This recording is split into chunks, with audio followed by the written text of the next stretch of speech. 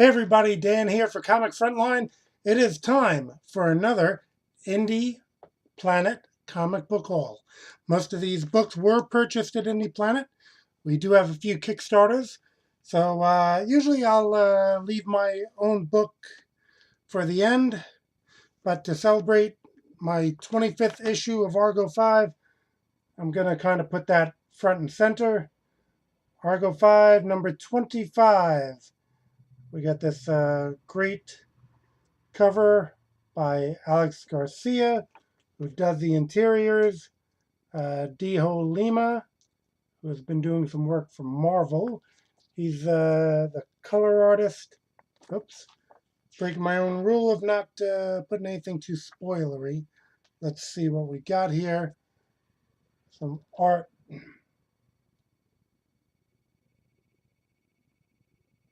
Alex and myself met through a Perez fan group, and it's quite obvious this issue is sort of a love letter to George Perez, who was my favorite creator growing up. But Alex did phenomenal work. Dio did phenomenal colors on him, with myself doing the writing and lettering on this one. So, Argo 525, available at IndyPlanet. I mentioned another IndyPlanet book that I have every issue of. This is issue number 13. Four Horse Femmes. Okay. Invasion number 13. So we've had an invasion storyline going on. Actually, no, that's 8. Sorry, that's 8. Reading this a little backwards, but yeah, this has had a great invasion storyline going on with alien invasion.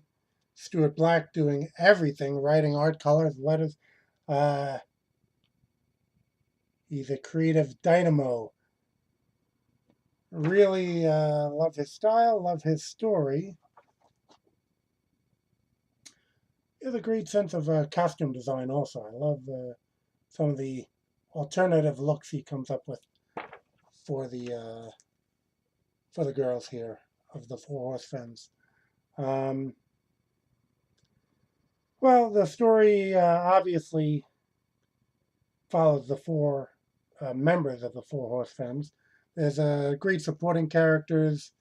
He has had his other characters from his Plan B one-shot. I believe they call themselves the Horsemen, actually, but they have appeared in there. I'm just not finding them right now, but I'm sure they're probably making an appearance somewhere in here. But high production value, high quality of work all throughout. There's a little plug for Creators United, which is a web group that we belong to, which we do some fun art trades and stuff like that. It's a Facebook group, Creators United. He proudly stamps that on the front of the book. So again, Four Horse Femmes, Stuart Black. All right, this one actually was a Kickstarter. The Not So Golden Age. Okay, I bought the first one. This is the second one. Pretty much public domain characters living in a trailer park. I've gotten into a few public domain character books as of late, and I actually have one in development myself. This one is really a favorite among those. Chris Malgreen also has a kind of like a source book for his public domain characters coming up, and then I'm sure he'll be doing a story. I opened this up so I can show you some of the art and colors. I mean, he doesn't go super crazy with the colors, in keeping with pretty much the not quite back to the time of, all the little colored dots or anything like that, but they certainly didn't have elaborate computer colors back in the day. So this book kind of in style and color recaptures some of that. But I've already read the second story. Oh, he also has some like mock ads, like those of us who are old enough to recall the sea monkeys and such.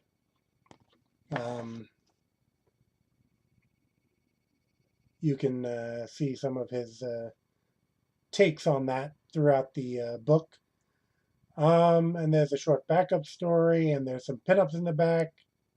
There's a little ad for a trailer park playset.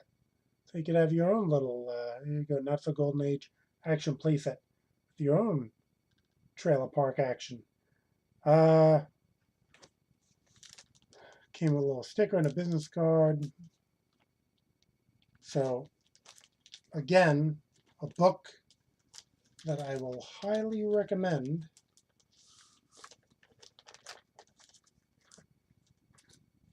Another Kickstarter book with Stealth, Short Fuse Media.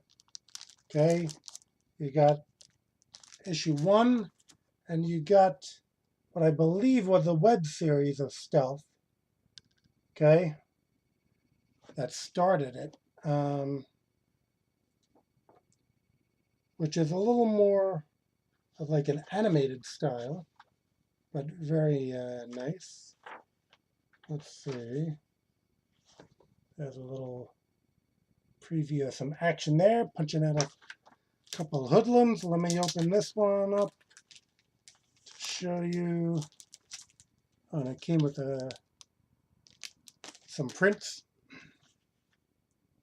Again, I'll just try to show you some art colors, not to get too spoilery. Okay. And Stealth, I guess he has some super strength, speed, could think very quickly apparently, and can generate electricity. As I see in this book, story somewhat centers around his brother, who was a police officer who died in the line of duty. So that's really great to touch upon because, of course, the superheroes aren't quite really out there like Stealth and whatever characters even I come up with. So really, the police are our line of defense against the villains that are out there in the world. So nice for them to touch upon Stealth's brother being a officer who died in the line of duty. So that's issue 1. Well, I guess more like issue 0 and 1 of Stealth. Short Fuse Media. Alpha Red. Okay, oh, that's number 3. I'm going backwards. Let's go backwards. Why not? Number 3. Number 2. Number 1. Okay, so I missed out on a number of Kickstarters apparently, and wanted to pick them all up. Let's silence this. Because, you know, judging from the previews on that, it looked very good. Let's pop one open to show you some of the work. Again, let's not get spoilery with this. Let's just... Okay, it's a talented creator here. Let's see. Created by James Q. Wynn. Okay, there's a few creators that have that last name, which I guess if you're not gonna know, you're gonna say Naguayan or something. But I believe that's Wynn. From what I know of a few creators, well, a couple creators who have that name. I believe both working at DC. I have yet to read it, but as I said, I do really like the art style. He has a very dynamic. Oh, that's the cover of issue 2, right? Yep.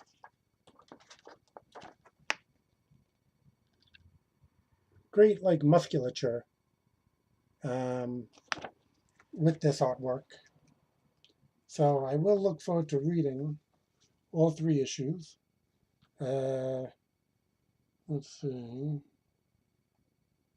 Seawad Press? Is that what they're saying?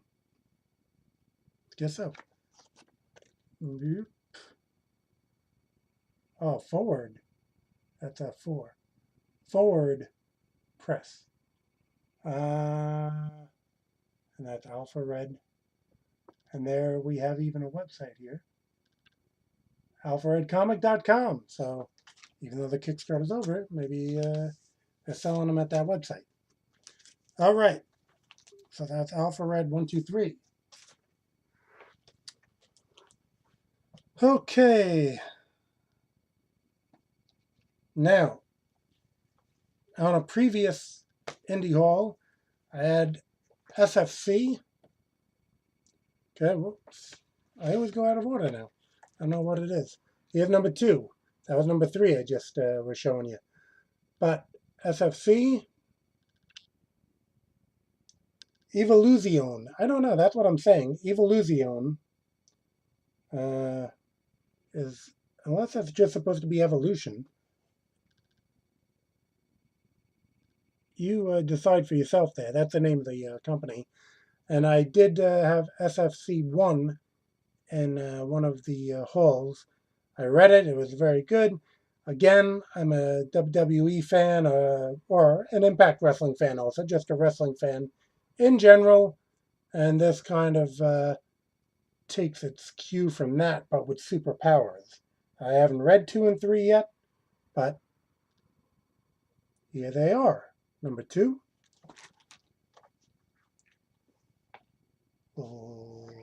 Interior preview.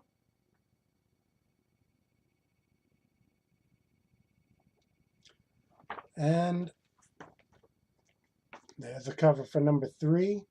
I think this dude is trying to get the championship belt, apparently.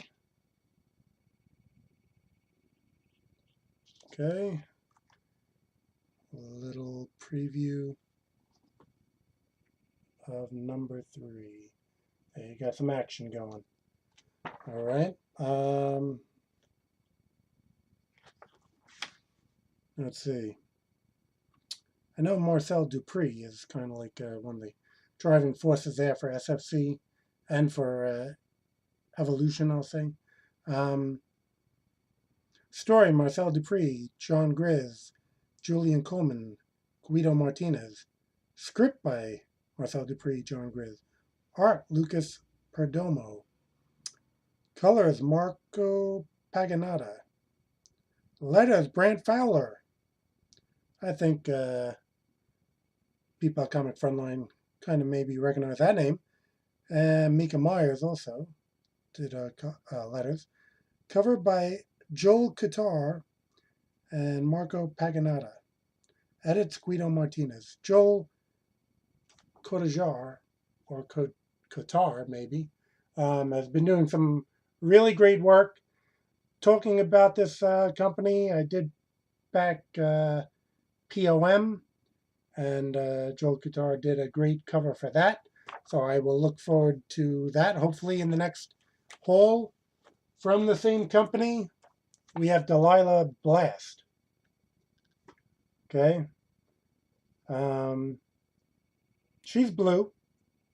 How's that for an in-depth analysis? And it's apparently like a science fiction type of story. There's a little creature, pet creature of some sort. Let's take a look. Story, Marcel Dupree. Art, Joel Couture. That's just who I was talking about before, doing the whole book. Ramon Bunge. Colors, E.T. Dahlman. Letters, Richard Still. Edits. So yeah, it's I'm going to say it's a nice looking book there. Trying to get some shots for you to see.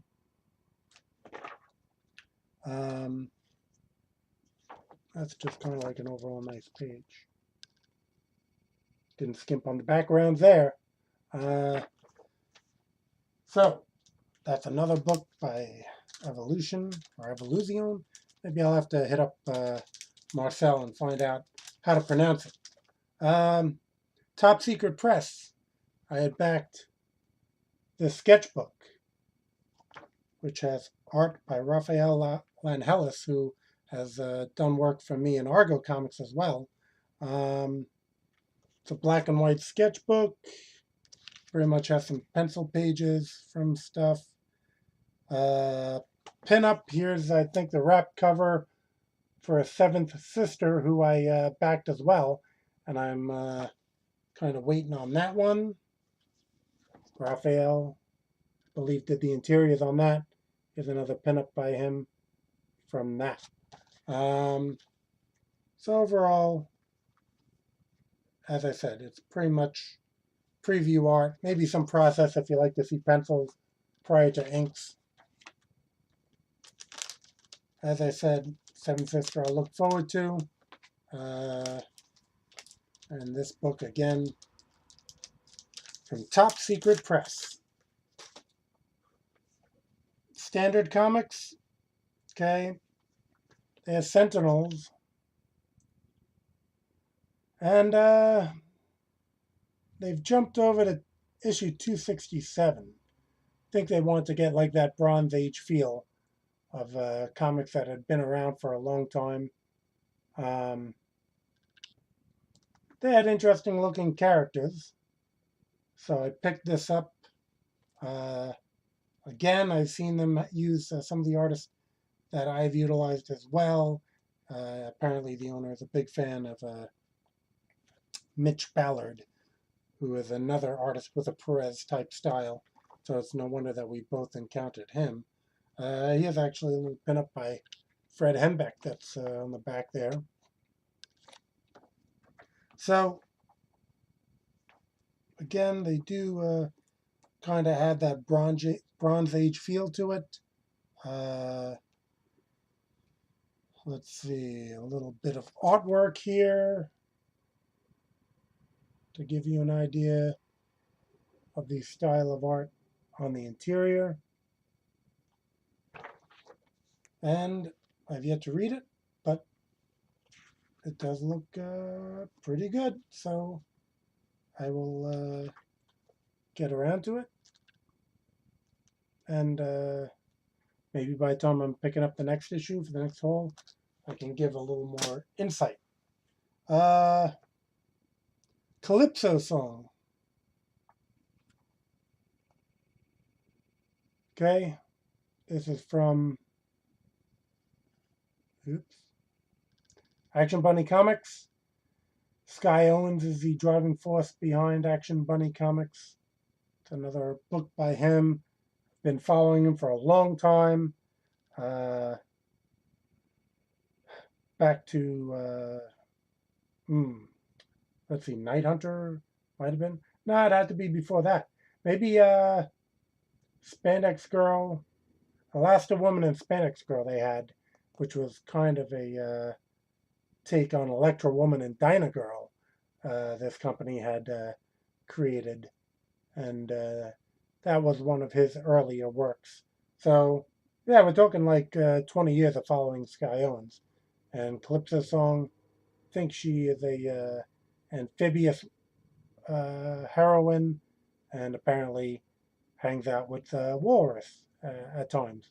So, a book and a company and a creator who's definitely worth your while in checking out. Okay. Here is, let's see, Markosia. Okay. Geek Girl, number 1. There's been Geek Girls before, so I guess this is another number 1 because this is actually a different girl donning the glasses that gives her her superpowers plus super clumsiness. So I have an original trade of Geek Girl. So this is kind of like a continuation of that. But some companies will uh, do a new #1 on occasion, give people a jumping on point. Sam Johnson, writer. Carlos Granda, artist. Carlos Granda, I've seen his work on some other independent comics, but he's steadily working on this, and I just love his work. Chunlin Zhao did the colors, and Paul McLaren did the letters. Um, as I'm saying, I just really love uh, Carlos Granda's art here. I think he did Heroes of Homeroom B, which was a Kickstarter book. That was another book. He's been working on this more steadily, but there you have the new Geek Girl, the new hero, I guess. I've yet to read it. Got to get around to that. But yeah, it's a great art, great story. Here's a little ad on the back for Markosia's other title, The Almighties, which I had a long time ago on my indie haul.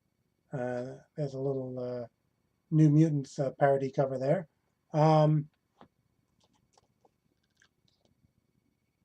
So I will recommend this book. You can see it's very well done. All right. Here is another IndyPlanet book from Impacto Comics. Red Ninja Mamiji. Red Ninja Mamiji. Okay. There is your cover. It's a pretty thick book, I gotta say that. I mean, a lot of pages on this one. Something not too spoilery. Very nice art throughout the book. Art and colors, both very well done.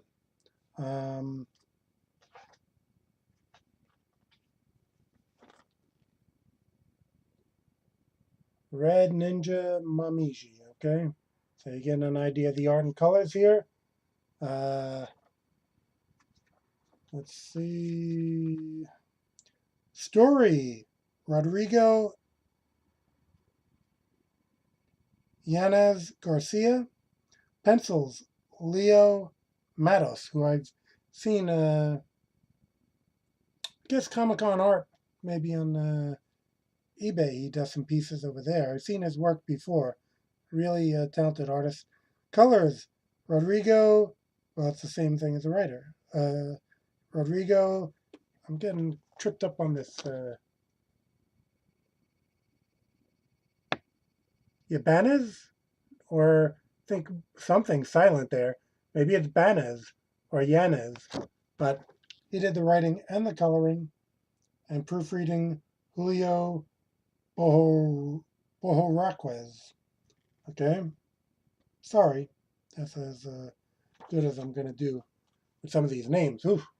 But as you can see, it's a great style. So, regardless of the creators having hard names to pronounce, that is irrelevant when you have a great comic book. Now, my last thing from IndyPlanet, Shonen double features. Okay? No, my hand did not mysteriously grow. I am not Plastic Man or the Elongated Man. That's just the size of this is standard comic. This is Shonen double feature. I mean, I used to read Digest in the past, so honestly, I kind of prefer a full-size comic. You know how we collectors are, everything's in the bag and board. You could put this in a bag and board. It's not going to matter. But, if it's good art, why not let it shine? I jumped right in for issue 1 and 2. I mean, that's a very nice cover. See, now that I'm holding it a bit closer, you can see that. And even the interior, I mean, this is IndyPlanet, print on demand. You can get as many as you want. So it's not really going to cost you extra to make it a bigger format. I like the art style, actually.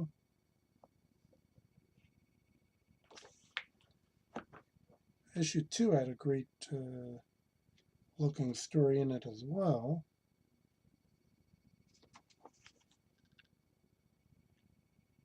It's great art. I wouldn't think you'd want to shrink it down quite to this size. But at any rate, Crucial Crisis Comics. And it's Shonen double feature. Okay. So again, that could be picked up at IndyPlanet.